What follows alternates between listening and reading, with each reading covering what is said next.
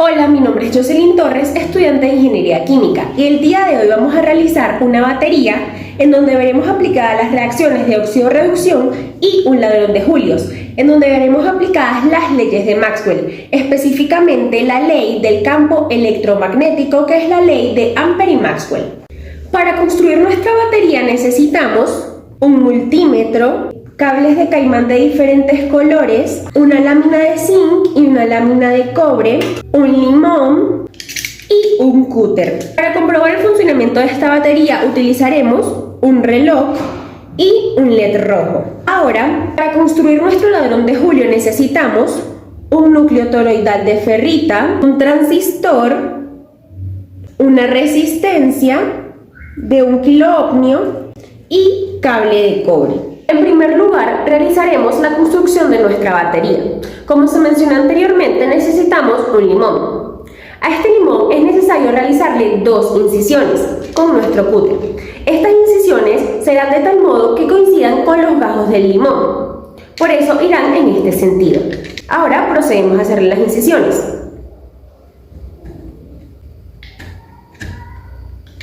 Ya teniendo las 2 incisiones, procedemos a introducir cada una de las láminas, la lámina de zinc en un lado y la lámina de cobre en el otro. En este momento ya tenemos nuestra batería y para comprobar ello mediremos su voltaje y su corriente con nuestro multímetro. Encendemos nuestro multímetro y lo colocamos en voltios primero para medir el voltaje. Esto lo vamos a conectar con pinzas caimán para así poderlo conectar directamente a nuestra batería.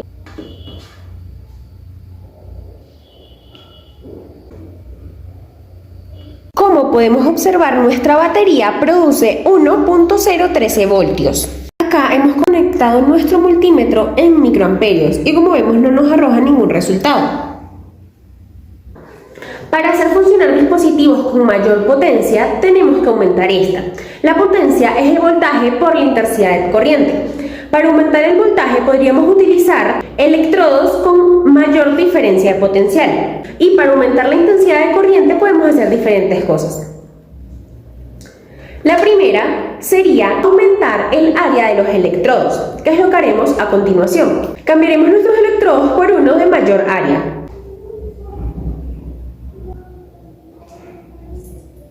Ahora, ya teniendo nuestros electrodos con mayor área, también podríamos acercarlos para que la intensidad de corriente aumente o aumentar la concentración del electrolito al interior del limón.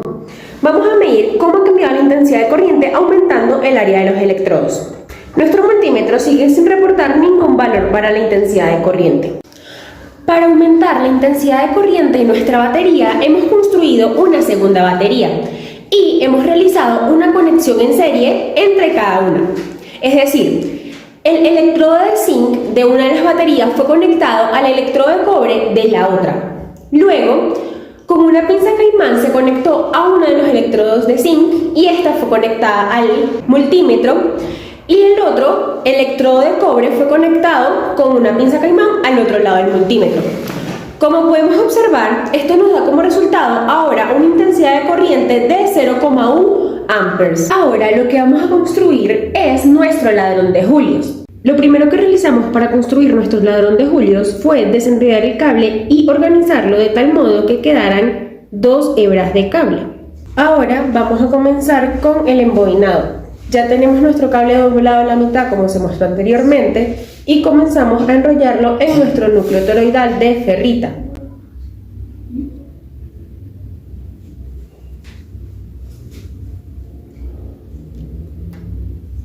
Continuaremos con el proceso hasta finalizar y cubrir todo el núcleo. Hemos concluido la construcción de nuestra bobina y nos han quedado 2 embobinados. Ahora mediremos la continuidad de este y los que no presenten continuidad serán conectados uno con el otro. Acá tenemos un diseño de la bobina y lo que tenemos es los cables que nos han sobrado. Ahora conectaremos los 2 que no presenten continuidad.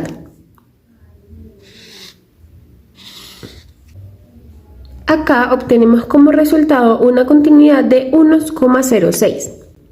Ahora, si cambiamos, observamos que presenta una continuidad más alta. Por tal motivo, la conexión se hará entre estos dos cables.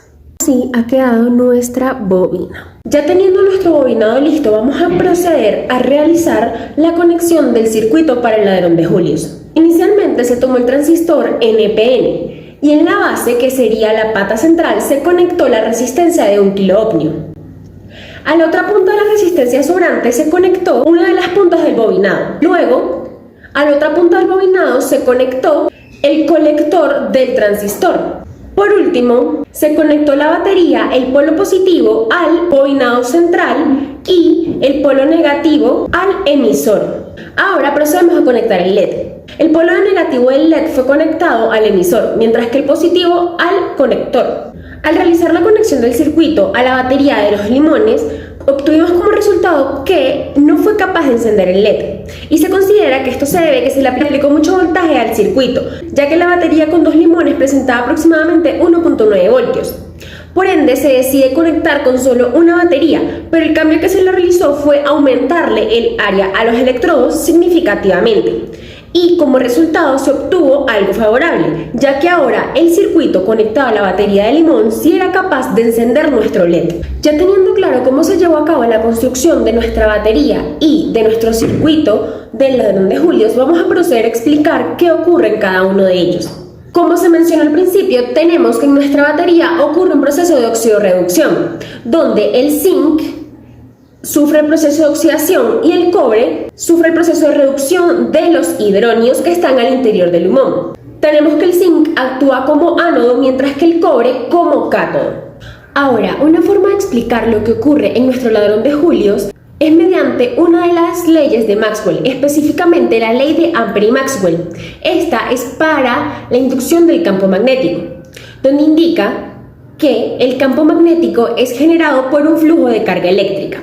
Ahora, en nuestro circuito, el núcleo toroidal ferrita bobinado es el que induce el campo magnético. La corriente eléctrica es proporcionada por nuestra batería y el transistor funciona como amplificador de corriente y a la vez como interruptor. Esta corriente, antes de llegar a la base del transistor, es condensada por nuestra resistencia. Por tal motivo, no se le pueden aplicar voltajes tan grandes a nuestro circuito. Por último, es importante mencionar que la corriente que llega a la bobina no es constante, sino más bien que ésta se ve oscilando constantemente, solo que ésta lo hace tan rápido que para nuestros ojos el LED nunca se apaga, sino que siempre se mantiene encendido.